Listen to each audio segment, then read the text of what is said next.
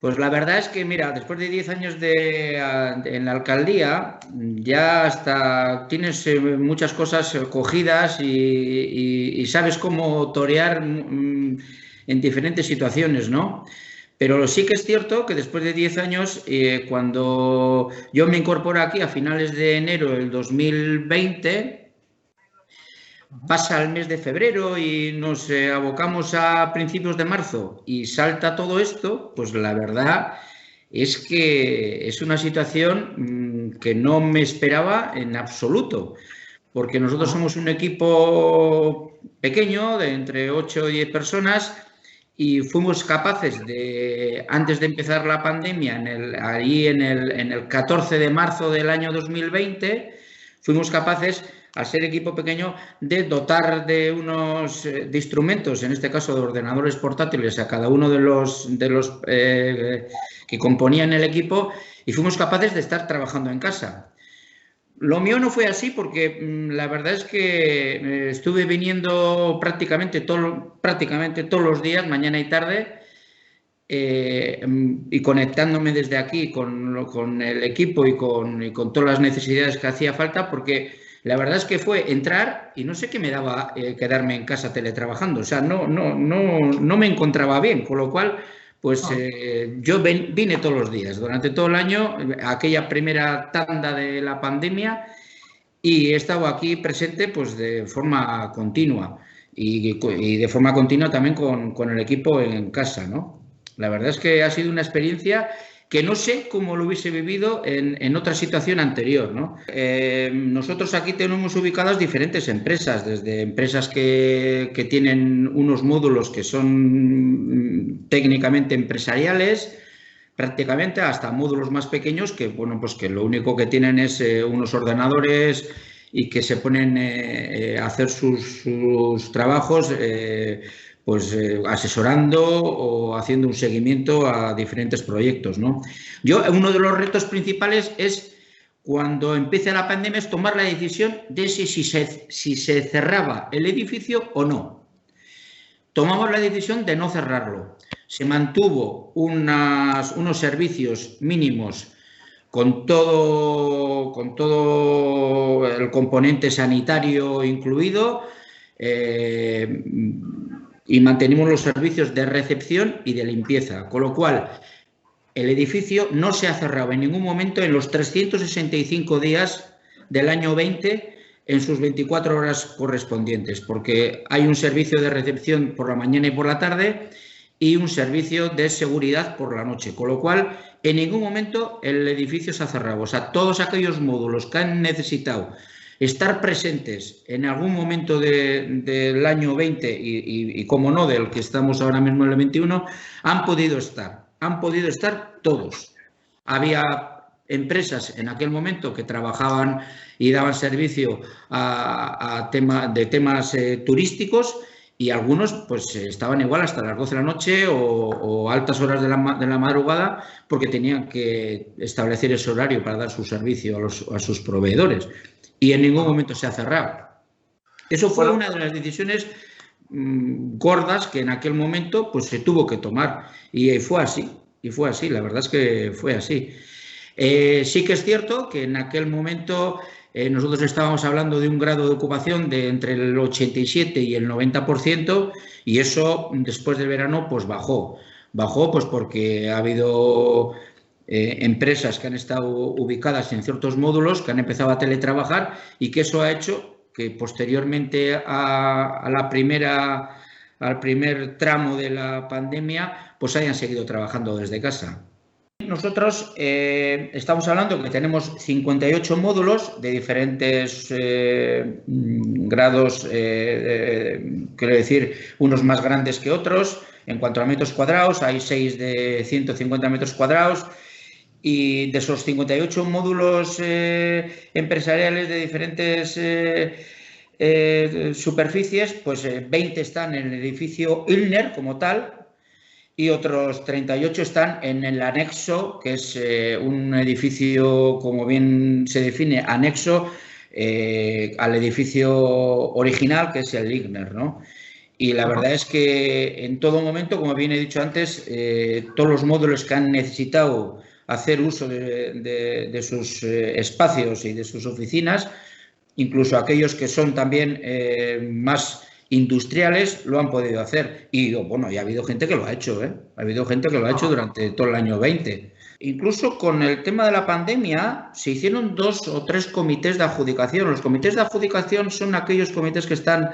de alguna forma conformados por técnicos de gobierno vasco y por técnicos de diputación, ¿no? Entonces, todos los proyectos que se presentan aquí en nuestras instalaciones o que vengan derivados de BEAS, por ejemplo, porque pertenecen a esta comarca o vengan derivados de diputación, pues todos aquellos que nosotros los tutorizamos tenemos que presentar el proyecto y tienen que ser de alguna forma valorados por este equipo del comité de adjudicación. Y el año pasado pues hubo 3 comités de adjudicación en los que pues igual entraron 3 y 2, unas 5 empresas.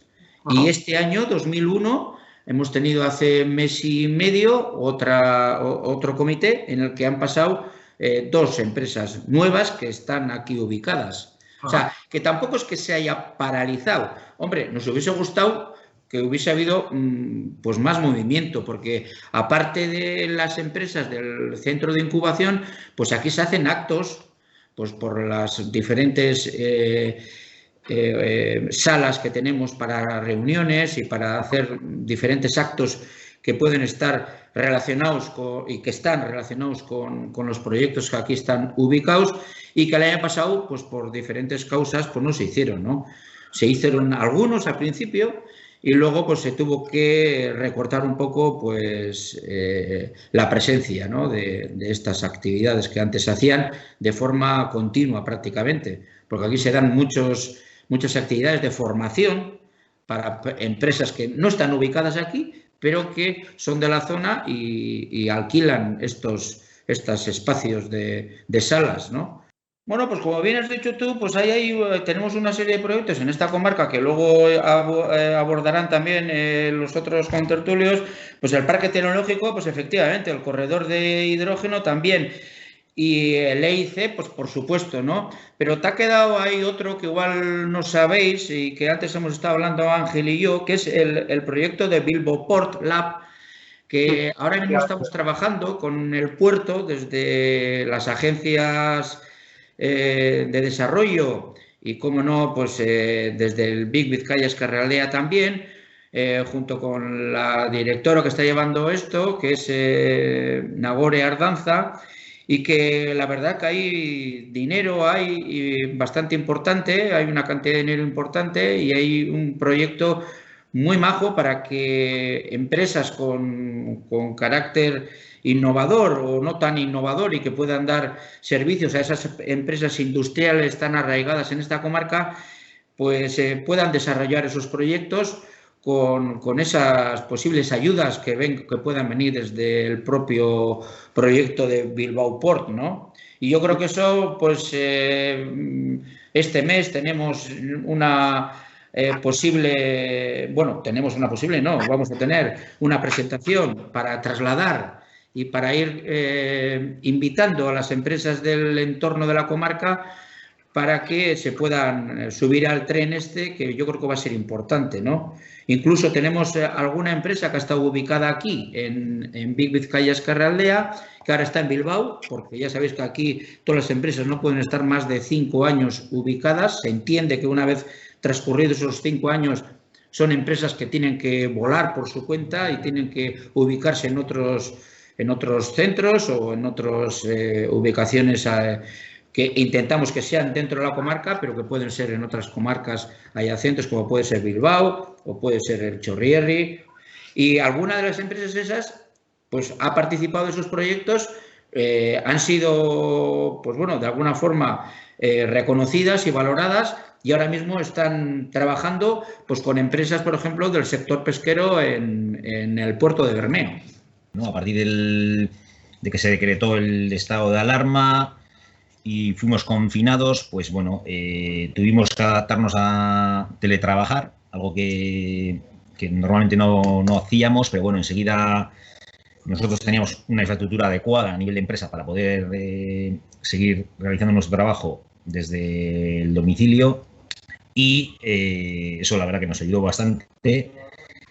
Y bueno, el resto fue un cambio de costumbres. ¿Qué ocurrió? Bueno, a raíz de todo ese parón,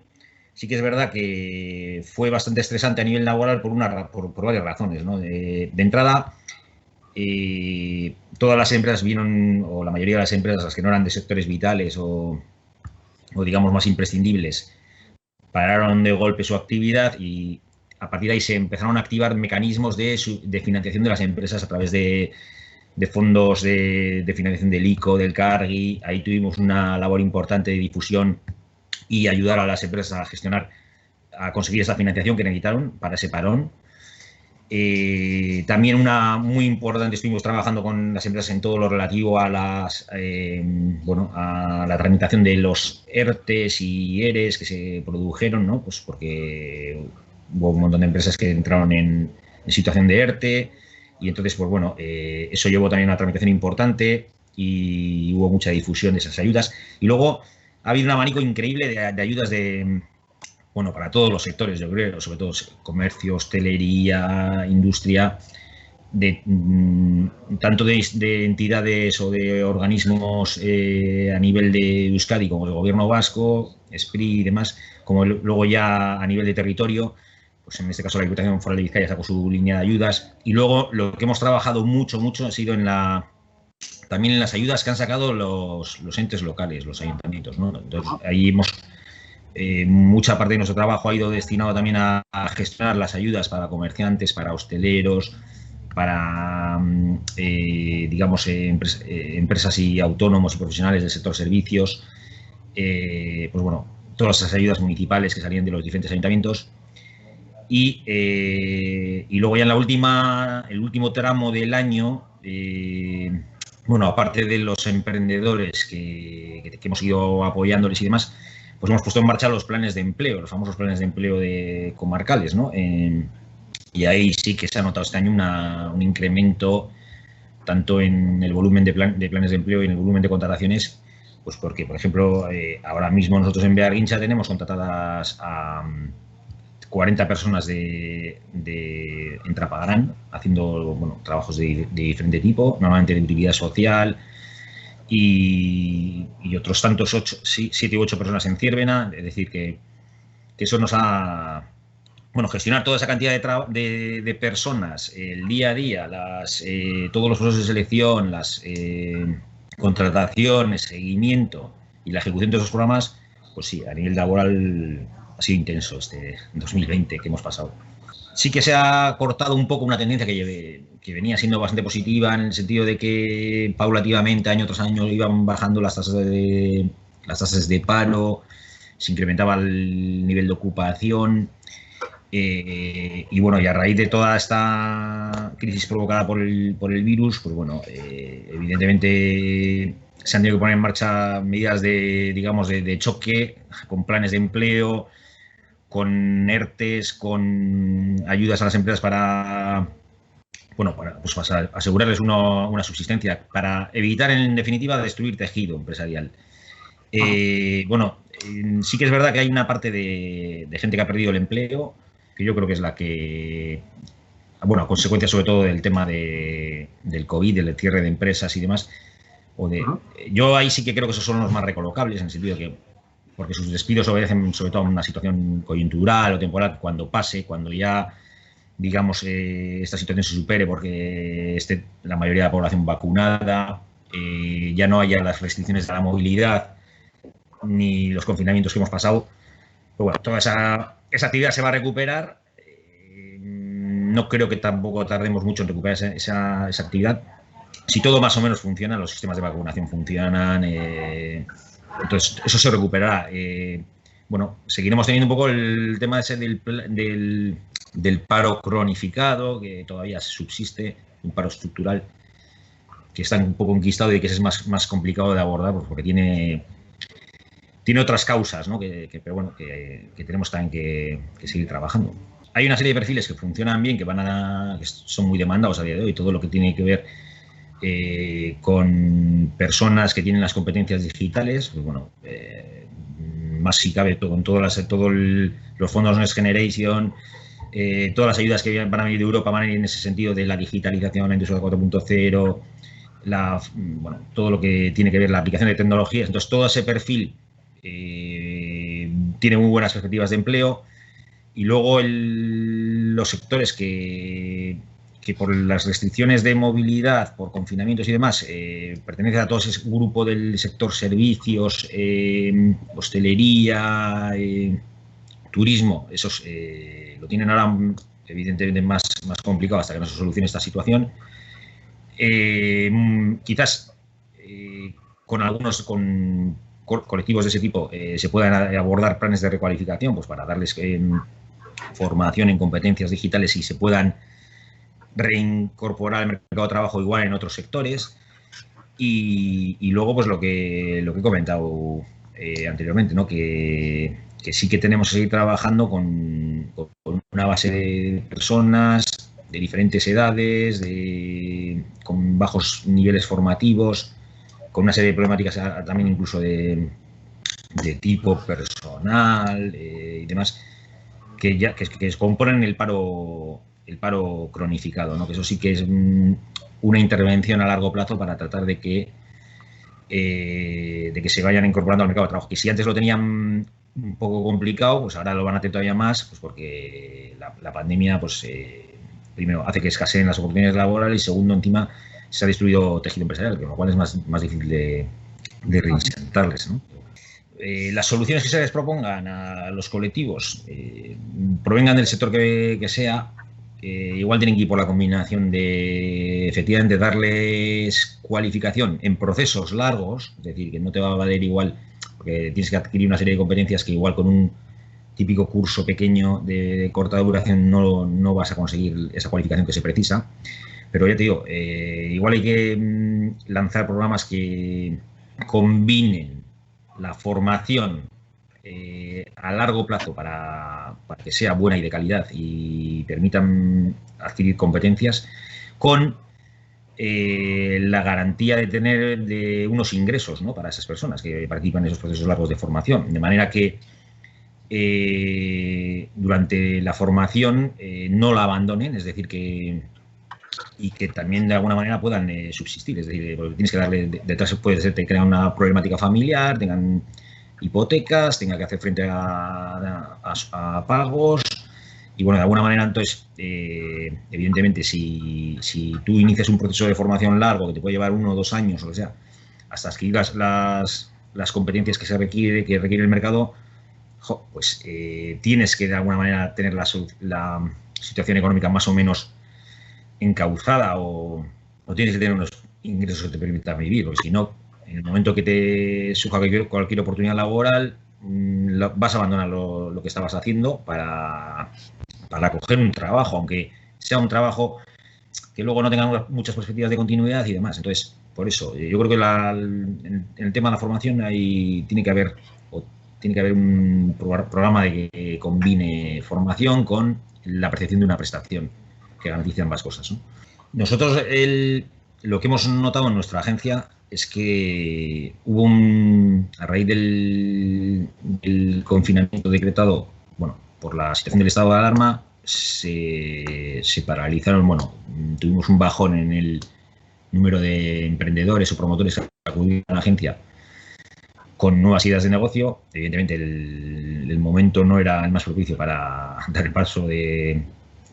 ponerte a trabajar por cuenta propia,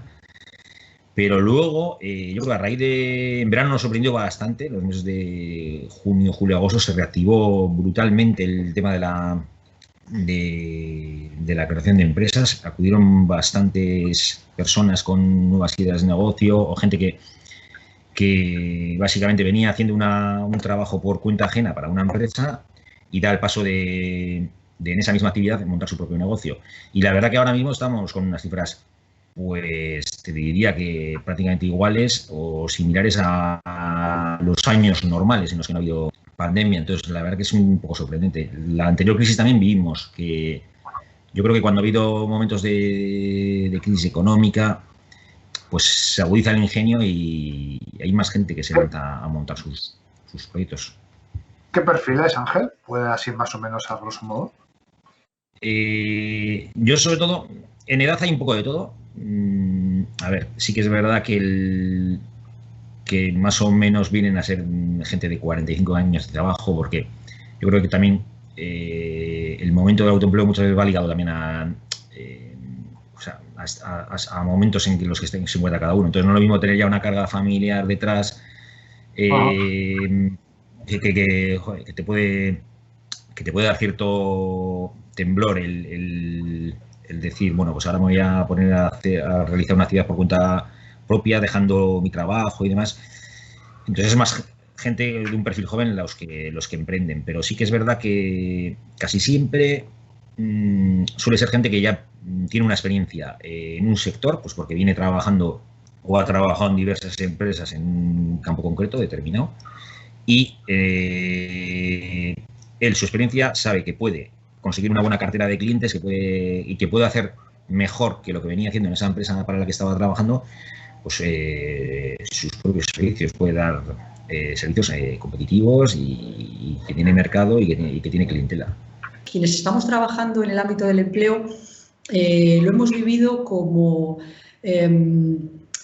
como un fuerte reto profesional y sobre todo como un plus de responsabilidad. Yo me veo en un espejo de los comentarios que ha trasladado Ángel. Hubo un desconcierto inicial que duró muy poco, porque casi inmediatamente el personal, bueno, pues se puso las pilas, bueno, pues se generó una potente activación para dar respuesta a las personas, a las empresas, a las entidades. Y yo creo que dentro de todo este periodo entiendo que hay momentos, como ha dicho Ángel, hay un primer momento de confinamiento en el que el foco estaba puesto en la urgencia. Necesitábamos dar respuesta, aclarar informaciones, aclarar consultas, bueno, pues a todas aquellas personas y empresas que se acercaban a nosotros y que demandaban nuestros servicios, ¿no? Hay después, dentro de esa fase de confinamiento, otro momento que es el de continuar dando servicios, continuar dando los servicios habituales, pero buscando y desarrollando otro tipo de medidas, recursos y herramientas distintas al habitual, al canal presencial, ¿no? Y obviamente, pues en ese camino las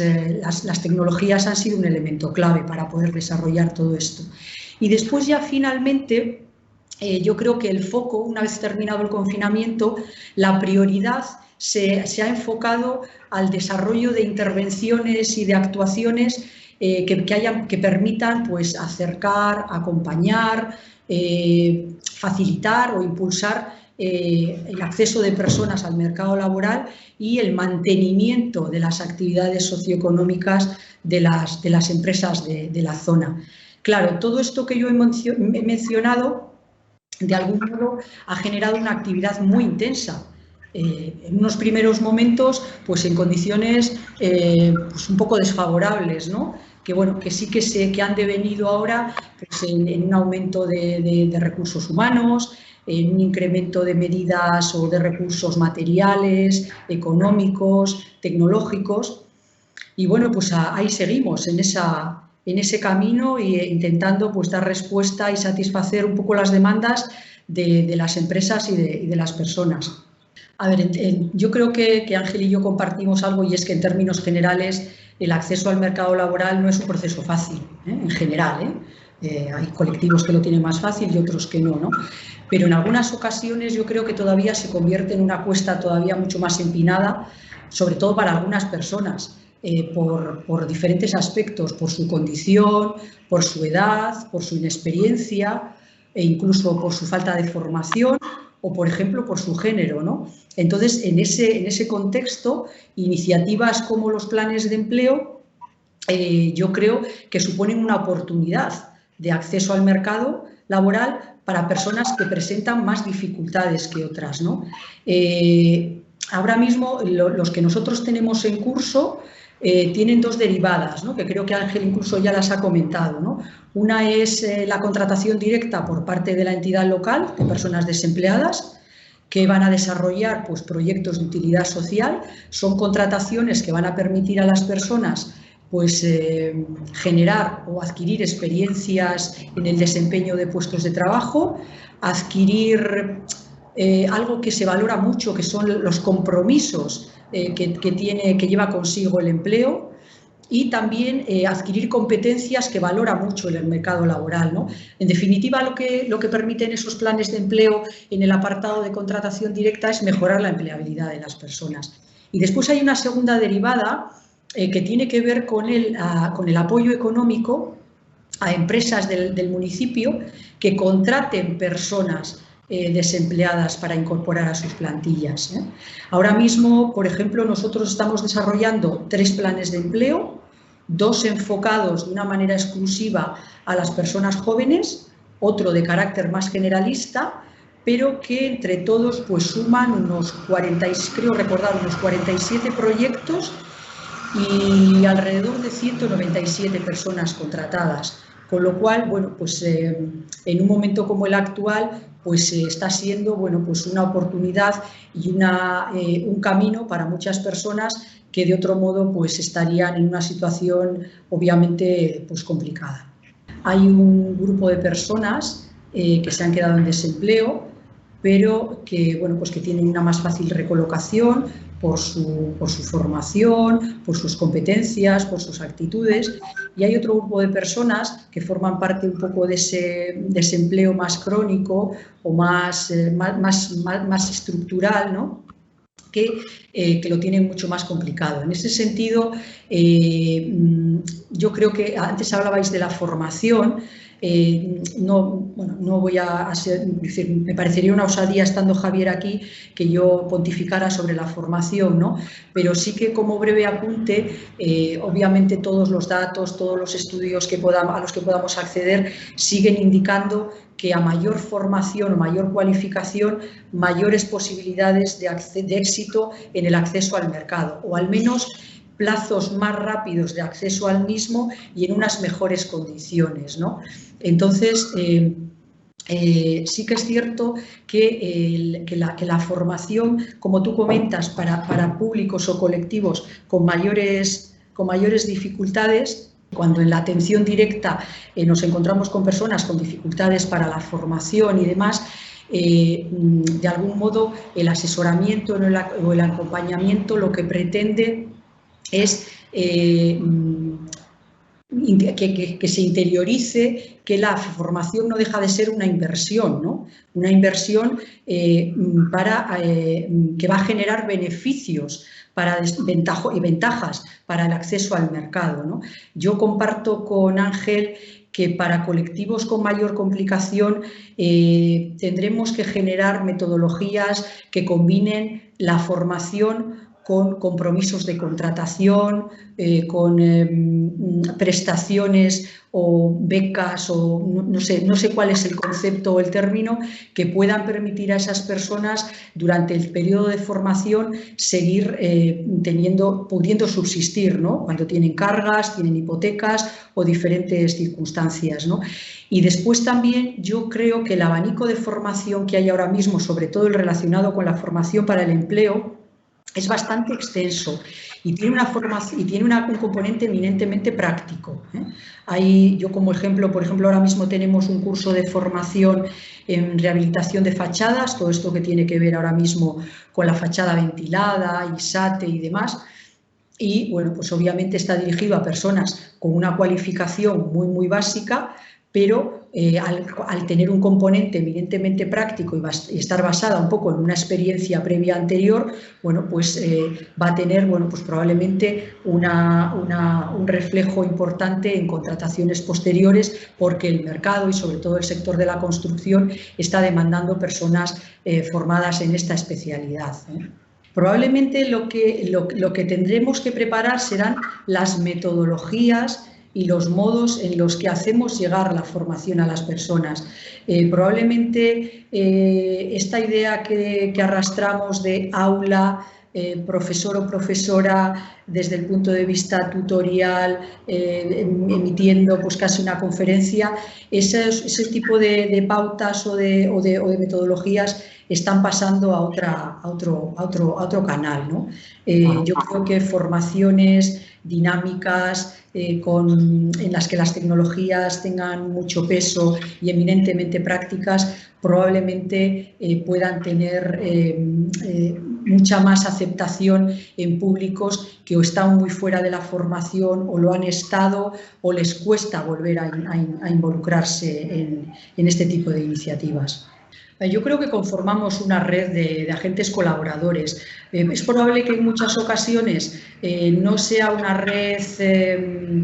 digamos, oficial o que esté conformada de una manera muy oficial, pero sí de facto colaboramos con los centros formadores, con las entidades de formación, con todos aquellos agentes que pueden disponer de información sobre el mercado laboral, establecemos sinergias, nos encontramos en foros, en eventos, compartimos información, reflexiones y de hecho colaboramos a la hora de gestionar la formación, de compartirla, de diseñarla, de desarrollarla, de evaluarla, de participar en la gestión de ofertas, en la intermediación con las personas. O sea, yo probablemente Javier y Ángel también tengan algo que decir al respecto, pero igual no existe pues eso, una red, como con nombres, apellidos y demás, pero sí en el día a día todos nos conocemos, colaboramos y todos nos comunicamos. Nosotros es verdad que la formación profesional venía ya de una forma ascendente, ¿no? Pues como una de las opciones mejor valoradas en Ezkerraldea mucho y bueno, en todo el País Vasco hasta llegar a donde está actualmente FP Euskadi, que ya es un sello que por sí mismo pues es reconocido a nivel de Europa, ¿no? Como uno de los mejores sistemas de formación profesional y que lo ponen de ejemplo. Entonces,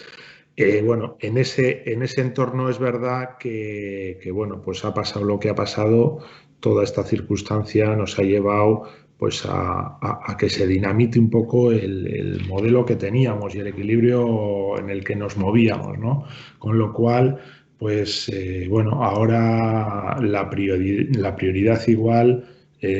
ha cambiado. Igual ahora pues es una formación corta, muy cualificante en algo específico, concreto y que me lleve de forma rápida a una inserción laboral y ahí es donde la formación profesional pues tiene mucho que decir, porque el sistema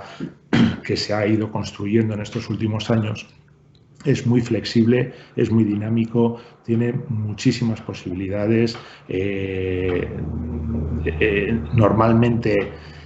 y si se estudia de la forma ordinaria, pues los ciclos formativos en su mayoría son de 2.000 horas, con lo cual quiere decir que son 2 cursos académicos, pero hay posibilidades de hacerlo en FP dual, que se ha comentado antes, mientras estudias también estás trabajando, también estás recibiendo un sueldo porque es un contrato laboral, también existe la modalidad de beca, pero bueno, pues intenta llegar a esos modelos híbridos y adaptarnos a las necesidades de diferentes clientes que tenemos, alumnos, familias, pues que en estos tiempos han cambiado, ¿no? Existe la oferta parcial, la oferta modular, existen cursos de especialización que son, que esto es bastante novedoso, que desde las empresas se identifica una necesidad concreta fuera del currículum y se monta en unos meses un currículum diseñado por la empresa con un acuerdo de contratación mínimo, con un mínimo de 6 alumnos y se genera un curso pues, de 400 a 600 horas. O sea, son modalidades muy flexibles que están dando que cubren necesidades que ahora están apareciendo y que, bueno, que igual identifica mucho el momento en el que nos encontramos, ¿no? Que es, pues de la noche a la mañana nos hemos tenido que adaptar, hemos tenido que reinventarnos, de repente descubrimos que un centro de enseñanza no es el edificio, sino que son las personas y todo funciona más o menos normal, se hace las mismas actividades, se siguen con las tutorías, se siguen con las clases, se sigue con el apoyo a los alumnos con necesidades educativas especiales. Es más, incluso se refuerza todo ese horario y hemos llegado en la época de confinamiento hasta tener conversaciones ya de apoyo, incluso emocional, pues a las 8, a las 9 de la noche, pues porque eran las circunstancias que eran. Entonces, bueno, pues ahí yo creo que sí hay una necesidad muy concreta de formación. Como ha hablado María José, las personas que igual tienen que recualificarse se van a encontrar con una vuelta al cole que nada tiene que ver de la época en la que estudiaron. Es otra dinámica, es otros objetivos y bueno, pues ahí estamos. Es verdad que desde la oferta formativa que tenemos siempre nos hemos preocupado mucho, más que de lo técnico, de lo que llamamos transversal o soft skills, y es un poco lo que nos ha caracterizado. También es verdad que con la oferta que tenemos de ciclos formativos, que sobre todo nos centramos en familias profesionales de servicios y más concretamente en atención directa a personas, creo que esas competencias son muy necesarias. No podemos ejercer bien nuestra profesión si no estamos nosotros bien, con lo cual hay una parte de autoconocimiento, de autocuidado, de autobienestar que tenemos que descubrir, que queremos inculcar, que en la etapa obligatoria nos es más fácil porque tenemos 16 años por delante y poco a poco, pues con dinámicas innovadoras y bueno, pues lo vamos adquiriendo, pero que en FP son 2 cursos académicos y bueno, pues es un plan de choque que tenemos y que ya el primer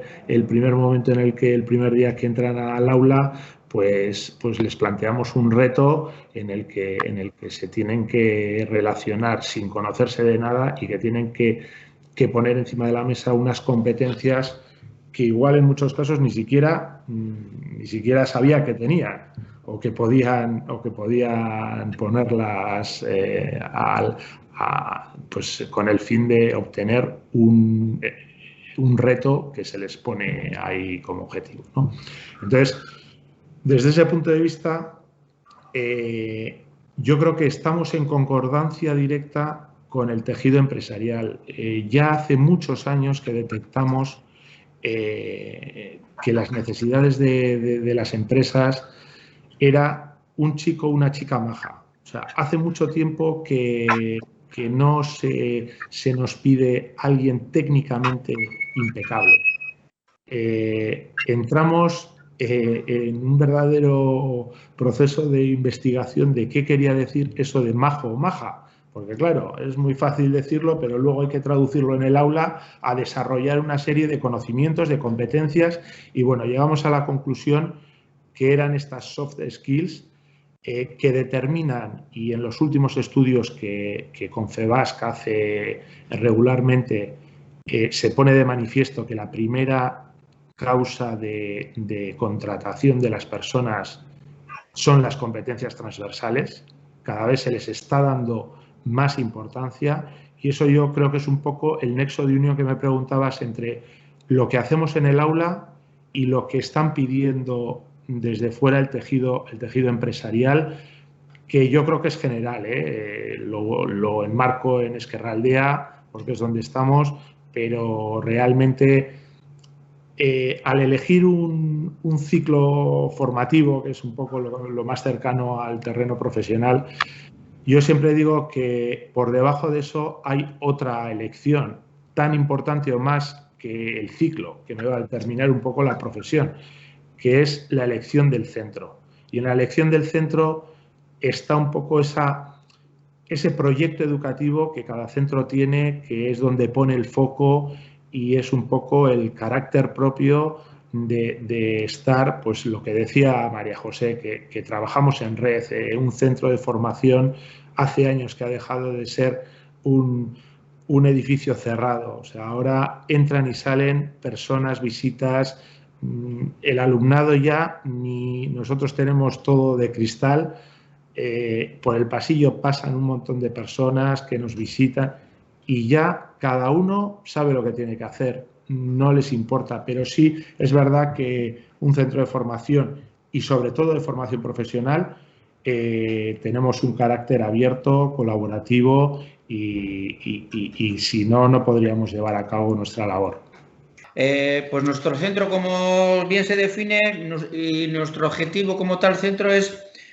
pues asesorar, acompañar e impulsar, yo creo que a través de la innovación, la creación de empresas, ¿no?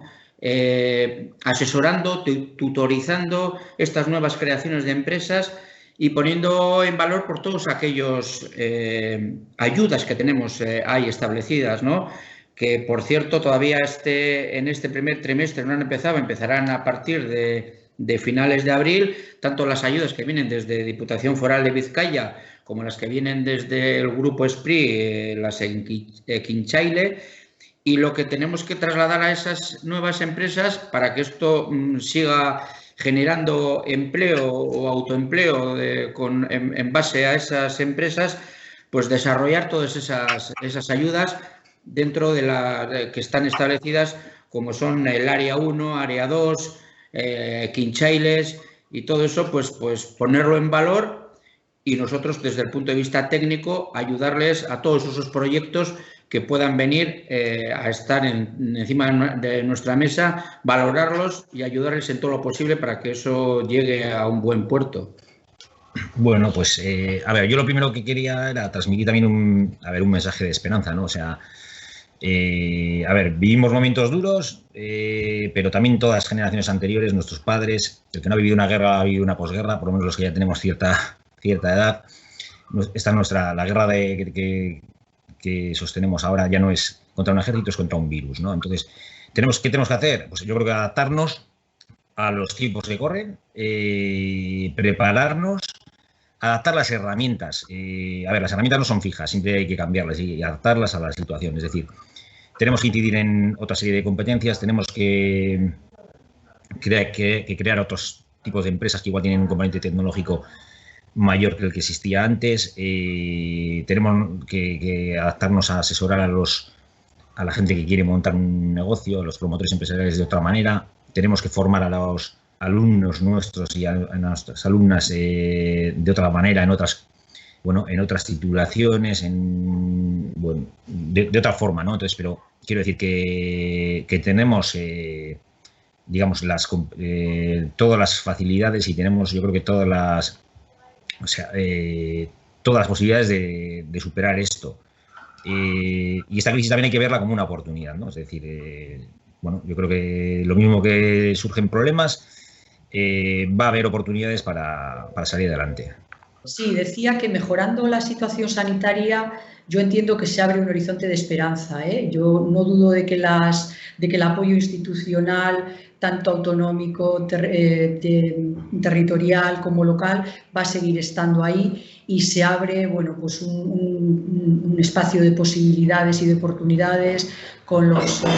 Next Generation, con los planes de recuperación, y yo creo que ahí, bueno, pues se trata de estar, acompañar y ser capaces de implementar pues medidas e intervenciones o actuaciones, herramientas que permitan, bueno, pues a las personas y a las empresas volver a posicionarse en situaciones de mejora de la actividad económica, de consolidación de esa actividad, de crecimiento de la misma y sobre todo de que eso redunde en la generación de empleo, ¿no? Yo creo que nos esperan tiempos felices.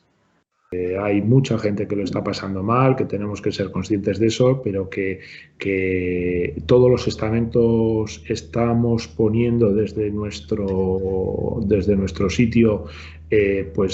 las herramientas, los recursos necesarios para acelerar un cambio que todos preveíamos, que todos veíamos que iba a llegar, pero que esta crisis sanitaria lo ha acelerado de una forma brutal.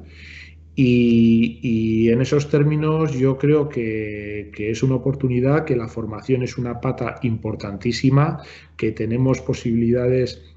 de cambiar de profesión y que tenemos las herramientas para poder afrontarlo, que tenemos las herramientas de recualificación. A mí me parece que bueno, se abre un nuevo escenario con oportunidades para todos y todas y poder afrontarlas.